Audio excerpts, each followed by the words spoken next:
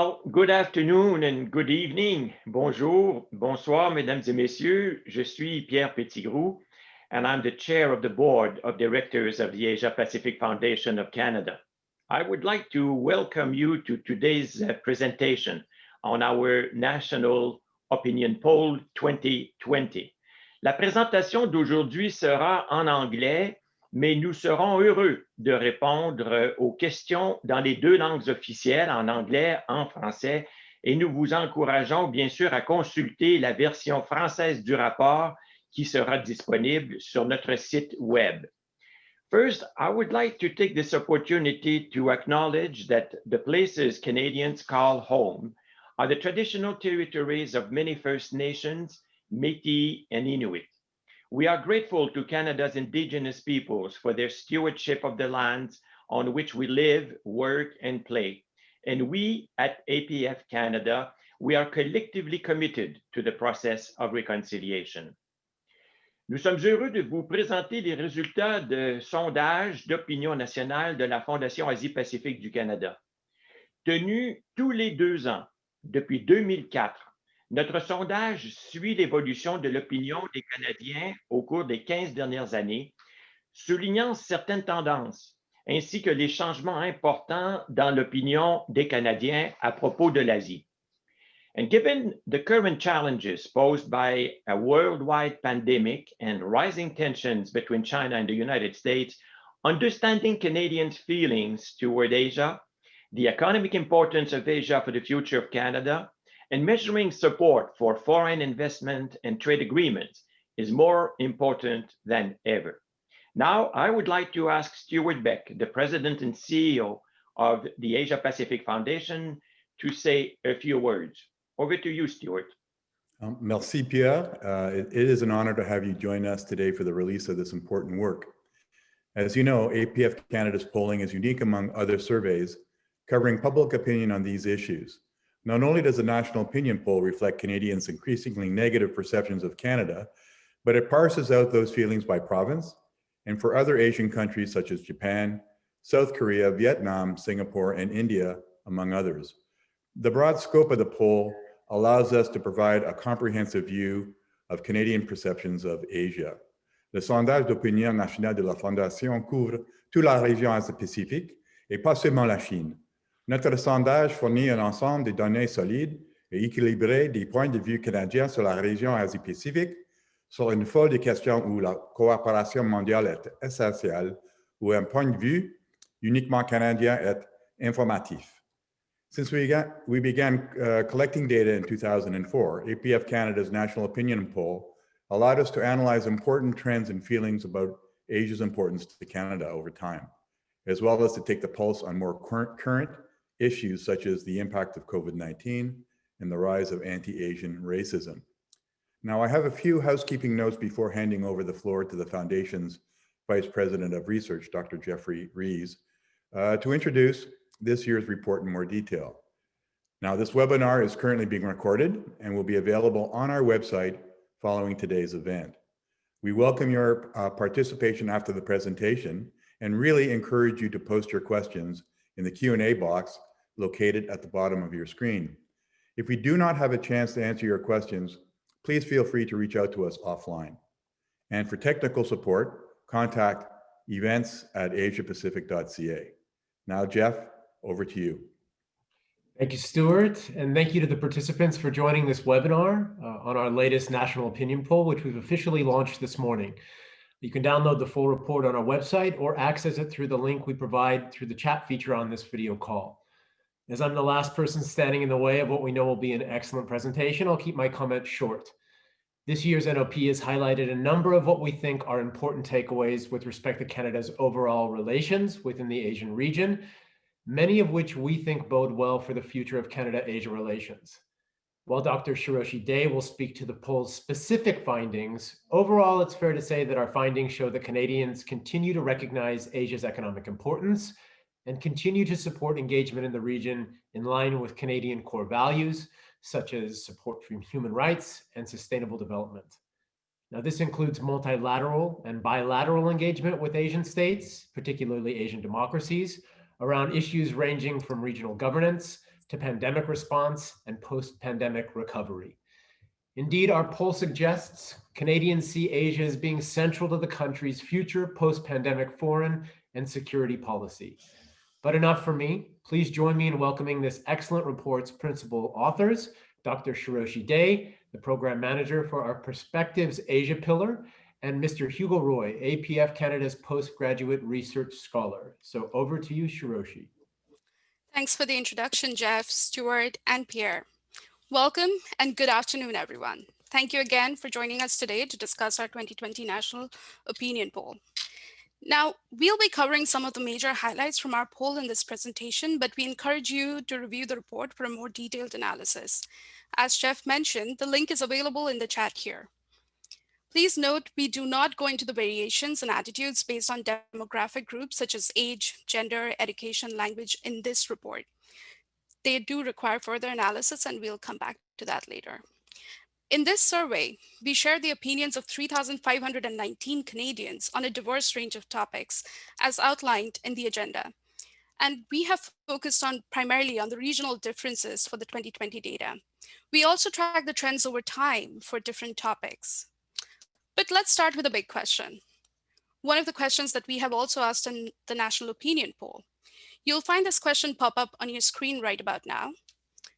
The question is, do you agree or disagree with the statement? I consider Canada to be a part of the Asia-Pacific region. You can select agree, disagree, or I don't know. You'll have 10 seconds to complete this particular poll. Again, the question is, I consider Canada to be a part of the Asia-Pacific region. Now let's see the results. So 82% agree with this statement. That's really interesting because this kind of diverges from what Canadians believe as per our findings in the National Opinion Poll. Now, up till 2018, Canadians' feelings towards their Asia-Pacific identity was growing. However, this year, we find a dip in Canadians' agreement about their Asia-Pacific identity. Only 38% of Canadians agree that Canada is a part of the Asia-Pacific. This is a 5 percentage point drop from 2018, but still, this is way higher than it was a decade ago. Now, while this might be seen as a setback, we would argue that it should be seen more of as an opportunity to re-emphasize and build up Canada's place and identity as a part of the Asia-Pacific. Canadian views of the Asia-Pacific countries at large, and Asia in particular, is pertinent to this identity building. And that's what makes public opinion polls like this really, really important. So moving on, let's talk a bit about Canadians' feelings towards Asia. Let me turn to my colleague and fellow researcher, Hugo Roy, to walk you through some of our findings on that. Great, thank you so much, Shiroshi. So I'll dive right into our analysis of Canadians' feelings toward Asia. So over the last decade, we asked Canadians to rate their feelings toward Asian countries on a scale of 1 to 10, with 10 meaning very warm, favorable feelings. Since we started polling on the question, Canadians have always expressed the warmest feelings towards Japan of all Asian countries included in our NOP. As you can see on the green line at the top of the graph. The feeling toward Japan has continued to improve in 2020. Besides Japan, feeling towards South Korea, Taiwan, and Vietnam have also warmed in 2020. On the other side, Canadians' feelings toward China and the United States have been rapidly declining in recent years. If you look at the yellow line, which represents the United States, you'll see that that feelings toward the United States was the second warmest in 2014, before Donald Trump's presidency. But since then, it dropped to the second coldest. And for China, while the drop in feelings was more recent, the country remains the most negatively perceived by Canadians. So we think that those drops in feelings towards the United States and China could be explained by several factors, including tensions between Canada and China, and tensions between the United States and China, but also due to the pandemic. So in fact, our polling on the COVID-19 shows that Canadians' perception of the United States and China have worsened due to the pandemic. 78% said so for the United States, and 55% for China. For all other jurisdictions, over 2/3 of respondents said that their perception had remained the same as before the pandemic. Now, besides perception, since 2006, we've asked Canadians about the importance of Asian countries for the future economic well-being of Canada. We asked Canadians to rate importance on a scale of 1 to 7, with 7 meaning very important. If you look at the graph, one trend that really stands out is that since 2012, Canadians increasingly perceive South Korea, Japan, and India as important for the future economic well-being of Canada. At the same time, the perceived economic importance of China and the United States has remained fairly steady since 2006. If you look at the bright blue line on the graph that represents China, you'll notice that a slight decline in perceived economic importance in 2020, back to its 2010 level. But this drop in perceived economic importance is nowhere near the drop we've seen in terms of feelings toward China. In the report, you'll find much more analysis on the feelings and perceived economic importance, including data by Canadian provinces. Now, beyond importance, we've also tracked Canadians' perception of the growing economic power of India and China. We asked Canadians if they agreed that the growing importance of China and India as economic powers is more an opportunity than a threat to Canada. We can see, if you look at the graph, you can see that opinion towards the two countries has followed a similar path between 2004 and 2018. But that has seemed to change in 2020. While 72% of Canadians agree that the growing importance of India as an economic power presents more opportunity than threat to Canada in 2020, the highest it's been since 2004. The opposite is true for China. Only 35% agreed with that statement, the lowest since 2004. Now, it's interesting that despite this growing perception of China's power as a threat to Canada and the drops in feelings toward China, this has not resulted in a significant decline in perceived economic importance for China. Now let's move on to trade and investment, starting with foreign direct investment from Asia to Canada. So as it's been the case since 2006, Canadians agree more than disagree that Canada would benefit from more Asian investment in our country. This year, 47% agreed with that statement and 42% disagreed. It's interesting to note that the total value of investment from the Asia Pacific over the past 15 years has quadrupled, but that Canadians continue to believe that Canada would benefit from more Asian investment in our country. And we think that this may stem from a desire to diversify trade away from the United States. This year, 86% of respondents agreed that the government of Canada should aim to diversify its trade away from the United States. Now we went further into this and asked Canadians about their support for allowing more investment into specific sectors and from specific Asian economies. On the graph, the upward bars represent support for allowing more investment, and the downward bars represent opposition to allowing more investment, more Asian investment. So we can see that in light of the current public health crisis and the accelerated digitalization, Canadians support allowing more Asian investment in the high-tech and biomedical health and healthcare sectors if it comes from Japan, South Korea, or India. However, only 30 to 35% support allowing more investment if it comes from China in those sectors. In the real estate, financial services, and non-renewable energy sectors, more Canadians oppose allowing more Asian investment, with the exception of investment from Japan in the real estate and financial services sectors, where about 50% of Canadians support allowing more investment. Now, finally, over the past decade, we've asked Canadians about their support for potential free trade agreements with Asia. On the graph, you can see that between 2014 and 2018, support for such agreements has drastically increased. And in 2020, support for a Canada-ASEAN FTA has continued to improve, up to 68%. And that's even after Canada ended exploratory discussions with the association in 2019. If you look at the bright blue line on the graph, you'll find that support for a Canada-China FTA has dropped to 33% this year, the lowest it's been since we started polling on the question. And that was in September, a week before Canada announced that it abandoned FTA negotiations with China. I will now leave it for Swayoshi to discuss our polling on immigration and anti-Asian racism. Thank you. Thank you so much, Hugo, for walking us through the findings on feelings towards Asia, economic importance of Asia, and some of the trade and investment relations as well. Now let's move to a different topic, but related nonetheless, immigration and anti-Asian racism. Canada is considered as one of the most accepting countries in the world, and with the government aiming to bring in more than 1.2 million immigrants in the next 3 years, immigration is a pertinent topic of consideration. Now, in our poll, we find that Canadians perceive that immigrants from Asia have a positive impact on the Canadian economy, and that has remained the case over the recent years. If you see the graph, you would find the green line shows the level of agreement with this statement.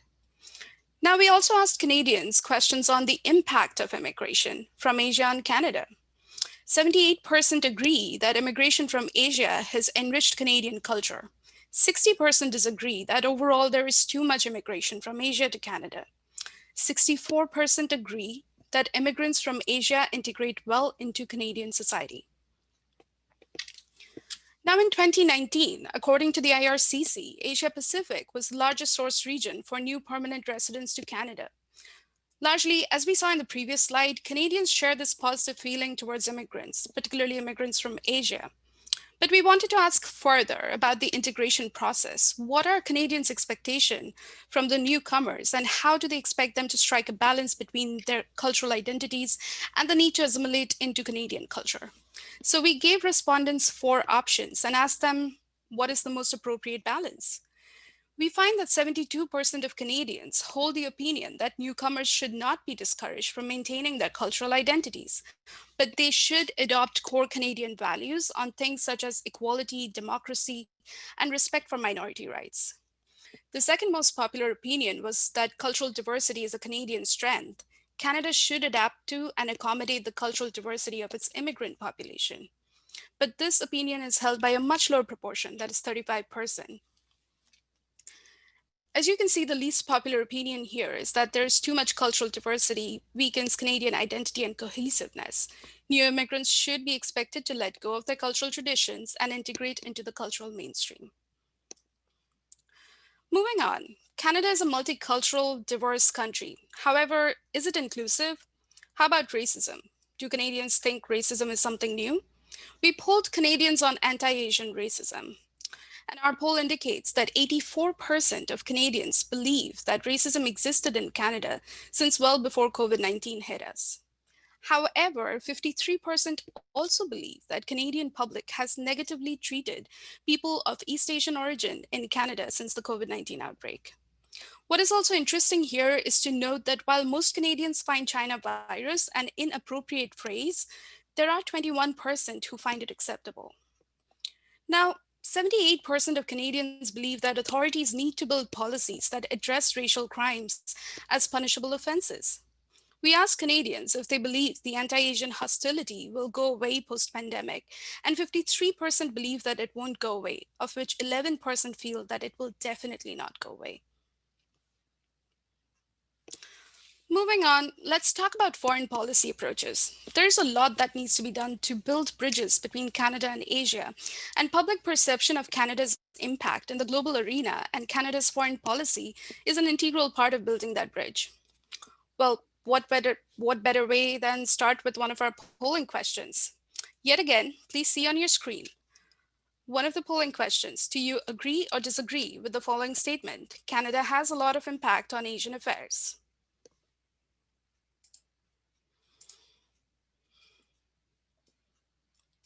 You have 10 seconds. Again, the question is, do you agree or disagree that Canada has a lot of impact on Asian affairs? Can we see the results? 83% of you disagree with this statement. Well, that's in line with our own findings in this poll.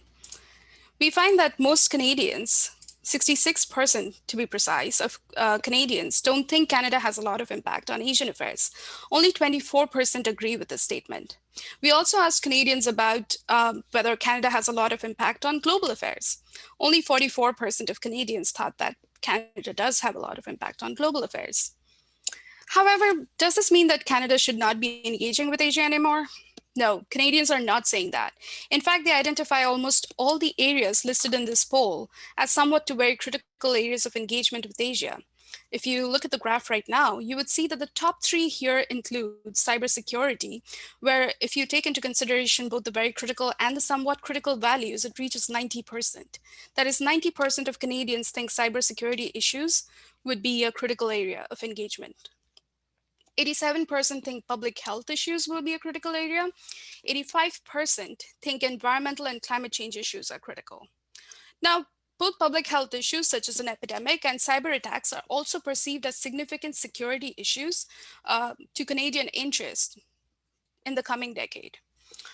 This is something that we found in our security section, and you'll find that in our report in more details. Now, that's about the areas of engagement with Asia. But what about Canada's foreign policy approach?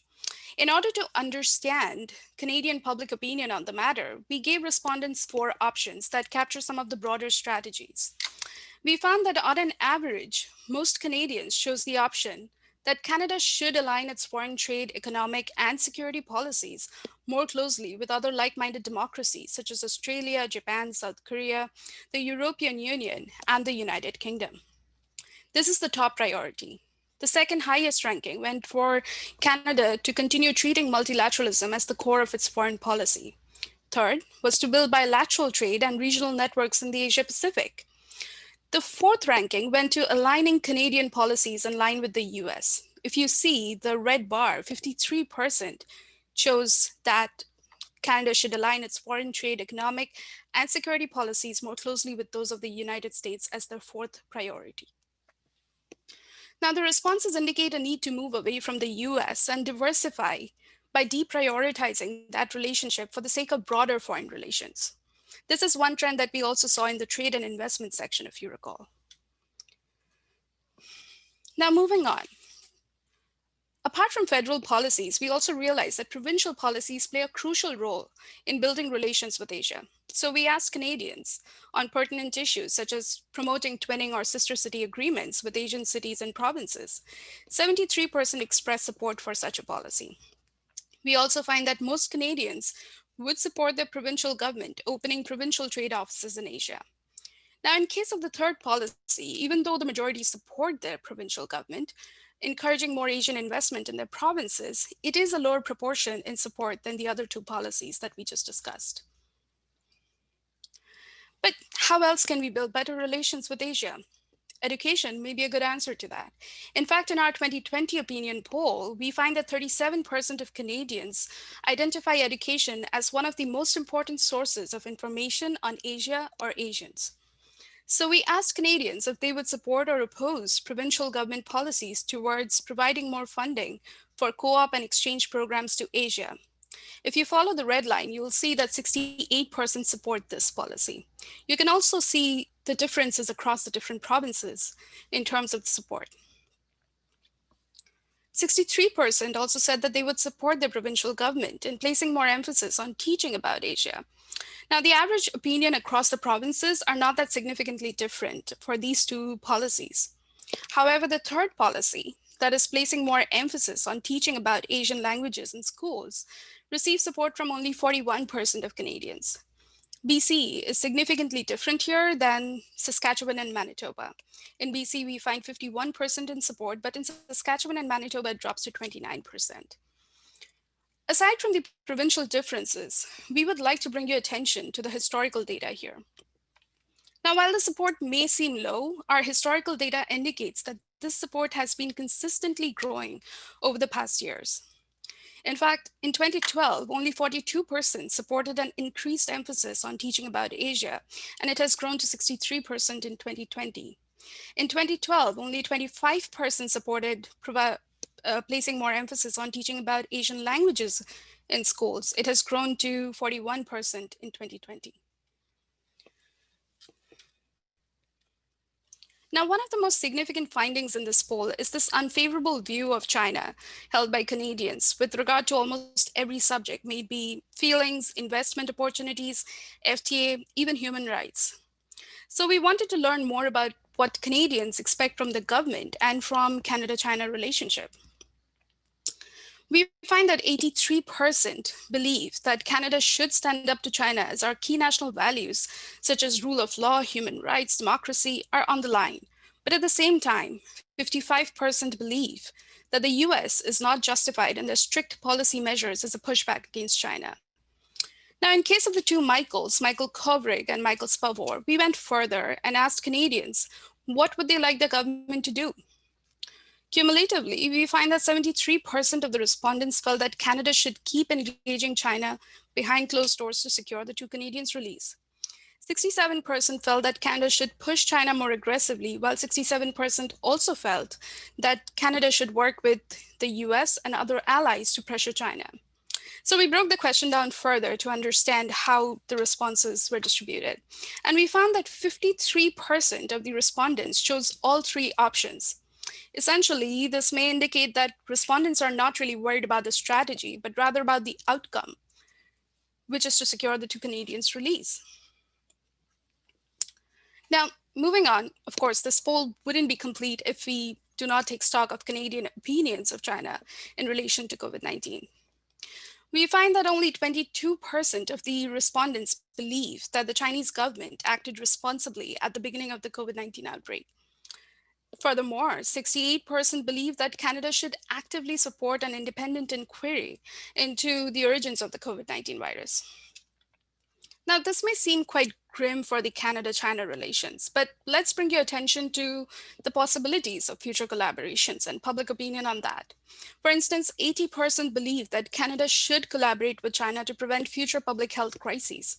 74% believe that Canada should collaborate with China to combat climate change. Finally, to wrap up this segment in this poll, we asked Canadians about Taiwan, considering Taiwan's growing position in the world stage. As discussed up front in this presentation, we find Canadians are mostly positive and share quite favorable feelings towards Taiwan. Even though feelings remain warm, Taiwan is not yet considered by Canadians as an important economy for the future of Canada. Well, not yet. At this juncture, we should also highlight a recent poll on Taiwanese public opinion that we conducted recently, wherein we find that 26% of Taiwanese feel that Canada is an important ally for Taiwan. Even though the majority say they don't know enough, it indicates an opportunity to build awareness and grow our relationship, particularly considering Canadian public's opinion in this matter. Now, we cannot exactly discuss expanding relations with Taiwan without touching upon the Taiwan-China tensions. So we asked Canadians a significant question about expanding relations with Taiwan and possible implications on Canada-China relations. We find that only 19% of Canadians think that Canada should not expand relations with Taiwan if it would lead to problems in Canada's relations with mainland China. About 64% disagreed with that statement, indicating that Canadians are open to expanding relations with Taiwan, irrespective of impacts on Canada-China relations. Now, in conclusion, we would like to summarize some of the key highlights from this survey. Now, this year's national opinion poll was particularly challenging to put together, considering the number of events that have happened over the year. Of particular significance is the pandemic, which has impacted almost every phase of our life. Needless to say, one of the most remarkable features of this poll has been this declining public opinion of China, but also for the US. However, what's important to keep in mind here is that Canadians are cognizant of the fact that both these countries are important for Canada's economic future. In case of China, undoubtedly the two Michaels case, the trade war, and so many other issues have put undue stress on the relationship, which in turn has also impacted public opinion. But at this juncture, Canadians want to see the government take strong measures against foreign countries that threaten Canada's national values and interests. In case of the US, hopefully a change in administration would bring about changes in public perception as well. But apart from Canadian opinions on the US and China, we see Canadians express this need for diversification to expand in terms of the foreign policy approach, alignment with like-minded democracies aside from the US, and also growing relationship with Asia Pacific economies who are favorably perceived and seen as an opportunity, like Japan, South Korea, India. There are multiple areas of engagement as identified in this poll, which includes cybersecurity, public health, climate change. Now, apart from perceptions of the Asia Pacific, foreign policy, and economics of it, we also find that this poll adds to our understanding of Canadian views of immigration, its impacts on Canadian economy, and explores Canadian opinions on assimilation and accommodation of the newcomers. With that, I would like to bring this presentation to a close. Please do read our report for a much more detailed analysis of the highlights presented here. I would really like to thank you for your time, and we'll now take your questions.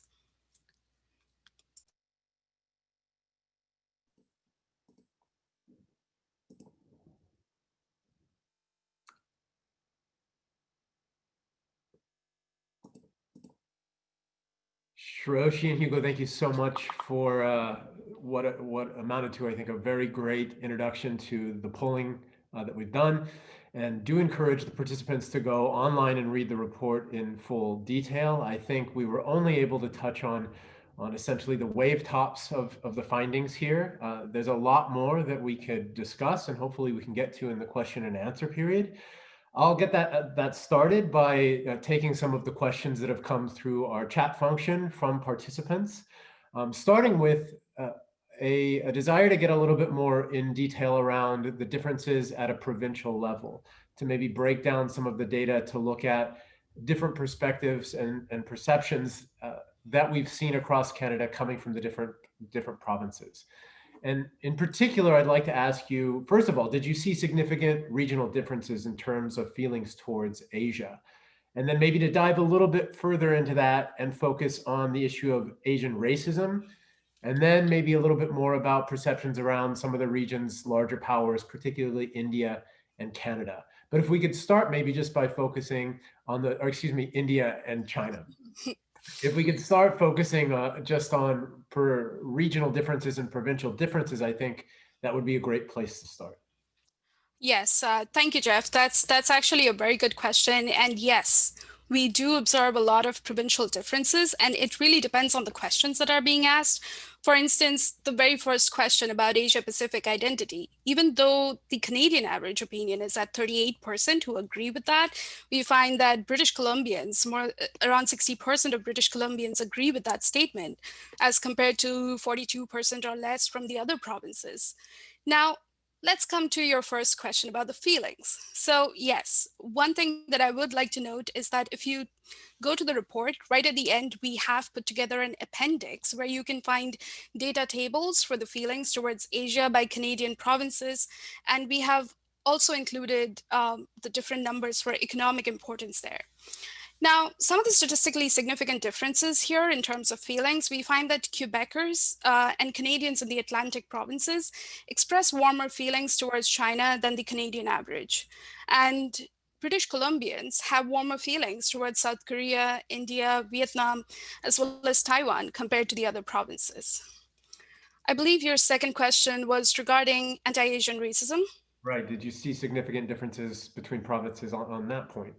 Yes. There is also a significant difference in opinion across the provinces on some statements, not all of them, particularly between Quebecers and the other provinces. There are particularly large differences actually between Quebecers and British Columbians. For instance, on the statement, anti-Asian racism existed in Canada before COVID-19, compared to 91% from British Columbians who agree with that statement, we find it is 75% from Quebec who feel the same. Also, while 52% of Quebecers believe anti-Asian racism has seen more media coverage since the COVID-19 outbreak, 83% from British Columbia feel the same. And to the other question, there was another statement that since the COVID-19 outbreak, people of East Asian origin are treated negatively by the public, compared to 62% from British Columbia. It goes on to 44% in Quebec who agree with that statement. So there is this huge difference in agreement levels between these two provinces. Now, you touched on the differences in perception towards China between the different provinces, but I wonder if you could talk a little bit about perceptions towards India, which of course is another major economy in the Asia Pacific that has a lot of significance for Canada. Do you see differences in feelings at a provincial level towards India? As I mentioned, in terms of feelings, British Columbians expressed the warmest feelings towards India, along with a couple of other provinces. But there is this interesting question about, we asked two of these statements separately, whether Canadians perceive India as more of India's growing economic power as more of an opportunity than a threat. And what we find when it comes to the provincial level, that there is a decline in the share of Quebecers who perceive India's growing economic power more as an opportunity than a threat in 2020. It's declined from 66% to 61%. Now, this is the opposite for the other provinces. The Canadian average there went from 71% to 72%. In fact, we also find that Quebecers perceive India to have a lower economic importance for Canada's future generations. It is at a 4.3 compared to above 4.9 in the other provinces. I wonder if we could get into the kind of internal politics or the internal perceptions around things that are happening in China and Canadians' perspectives, specifically of the human rights situation, which I think you mentioned is significantly worsened within Canadian public opinion. Do you have any more insight into how that polling has played out, or why we're seeing a worsening of Canadian perceptions toward human rights in China? Could you maybe elaborate a little bit more on some of what you could take from the data around that? Absolutely. So yes, we didn't get a chance to go into too much detail about human rights, but we do explore it in detail in our report. So in case of the human rights situation, we actually have been asking this question since, I believe, 2004, where we have asked that the human rights situation in China today is better than it was 10 years ago. Now, what we see in 2020 is that there's the spike in disagreement. From 41% in 2018, it has gone up to 60% in 2020. Only 20% believe that human rights situation in China today is better than it was 10 years ago. Now, compare that to 47% who agreed with this statement in 2010. So there's this clear drop. However, as to the reasons, I can only speak to the data that we find in this poll, and we see there is this consistent drop in feelings towards China. This could be attributed to a number of reasons. As I mentioned, the two Michaels case, the Huawei case, there is this continuous trade war, and the worsening China-Canada relationship. However, what we observe here is that it is clearly impacting public opinion as well about China. So in terms of human rights, probably one of the best cases is the two Michaels, right? I want to push you a little bit more on perceptions of China, and I want to loop back to some data that we've had in the past around Canadian support for a free trade agreement with China, which one of the participants noted was very high in 2018. But then within this survey has become really steeply divided. Do you attribute this to a deterioration of relations between the two countries? Has this impacted the results, or what can you see within the data that you can then kind of extrapolate to explain where we're seeing this drop in Canadian support for an FTA or free trade agreement with China? Yes, well, this was interesting because when we actually posed that question, this was before the Canadian government pulled out of the discussion with China. And it was interesting to see that the Canadian opinions were actually in line with what the Canadian government's decision was. There was this clear drop. However, in terms of attribution, again, I would have to say that our poll can only take it so much. What we see is this clear drop in opinion. We cannot really stipulate as to what the possible reasons could be, but we can see that there is this drop in favorability towards China all over. However, at this point, it is also important to remember that China's economic importance has not dropped. Canadians still consider China to be economically important with an average score of 5.0 out of 7. So it's still economically important for Canada. However, the perception in terms of feelings, in terms of human rights, in terms of investment relations, Canadians don't exactly trust China right now.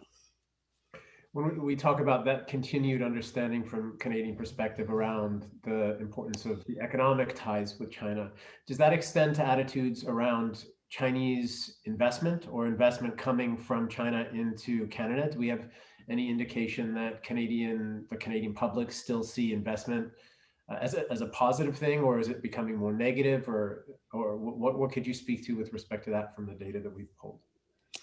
Yes, so in terms of investments, we do see that when we ask the question that would you support, so we ask the question that would you support investment in certain 5 specific sectors, including high tech, biomedical and healthcare, real estate, financing, and across all the sectors, we find only 30 to 35% support investment coming in from China, which is interesting in and of itself. But when we look at it closer in terms of, say, investment coming in from China versus Japan, we see that there is this difference in opinion across the provinces as well.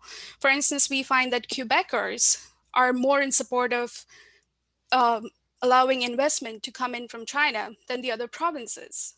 Now, this is interesting, but then again, you have to note that the support is as low as 29%, I believe. I cannot remember the exact percentage, but it's pretty low. It's not like a whole amount of support.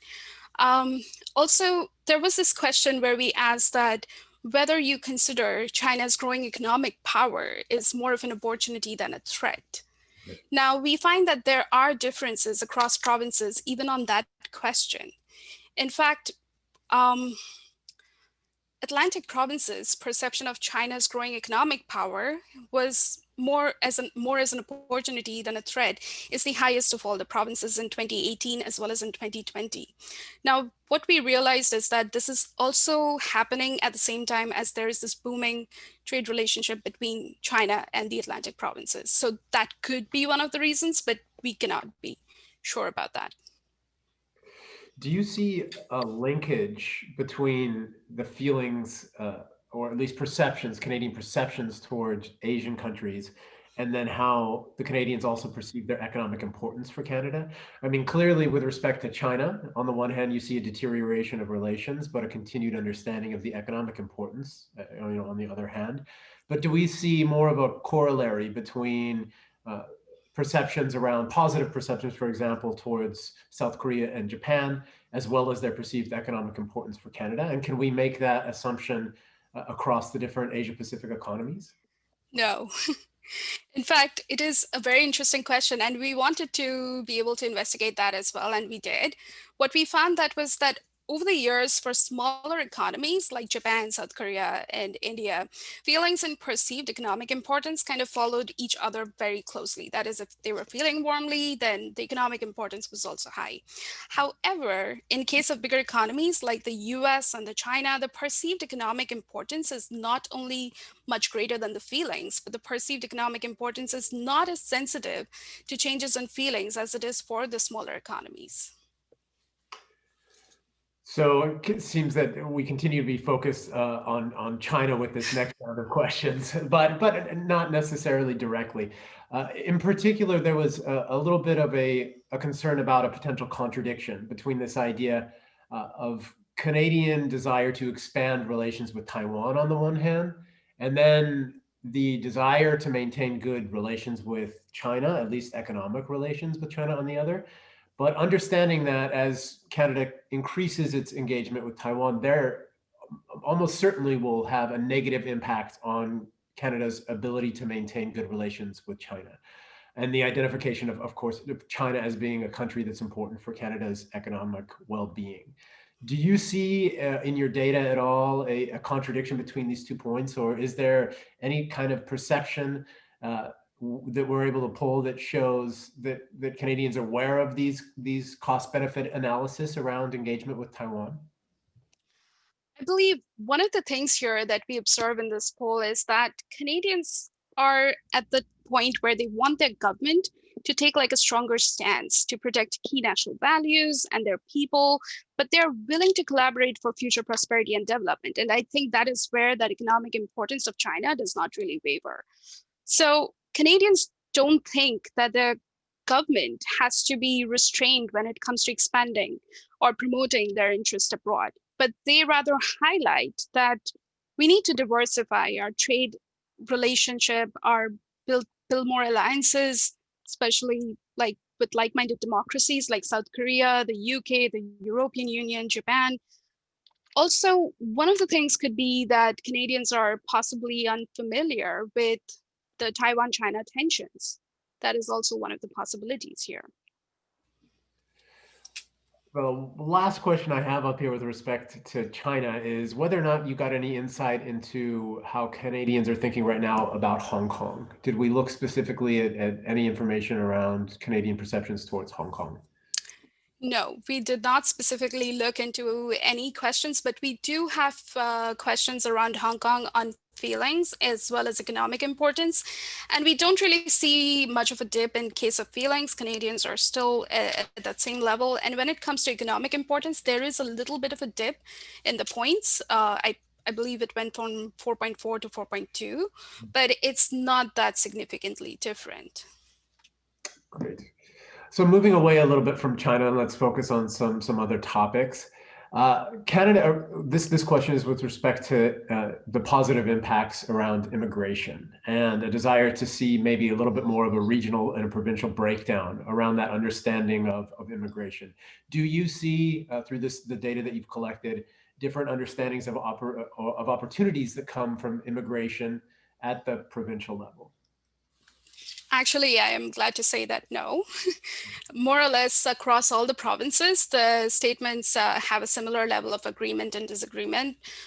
There are very small, statistically significant differences, but they're really small. For example, for the statement that immigrants from Asia integrate well into the Canadian society, we found like a smaller proportion of Quebecers and Atlantic provinces agreed with that statement than, say, British Columbians. But then it was really small. And that is why we don't exactly report on it in the report as well. And when it comes to immigration and integration, the trend is pretty much the same, where majority of the respondents from the different provinces believes that newcomers should be allowed to maintain their cultural identities, but should be encouraged to adopt Canadian values and cultures. Okay. What about with respect to the pandemic? Did we see any differences between provinces or big picture issues that you would want to highlight with respect to looking at Asian states in cooperation with Asian economies with respect to the pandemic? Oh, well, I don't think we observed that different an opinion when it came to the pandemic. Except for probably the question where we ask about how the COVID-19 has impacted Canadians' perception of the different Asian economies, where we see that the perception of US is pretty bad. It's at 78% who perceive that it's worsened. For China, it's at around 55%. India and the UK follow, but then that's really low at around 25%. But for the remaining Asia Pacific economies, it's almost the same.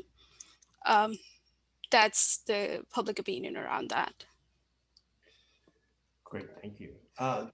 So I have a question coming from the audience about the sample and some of the methodology.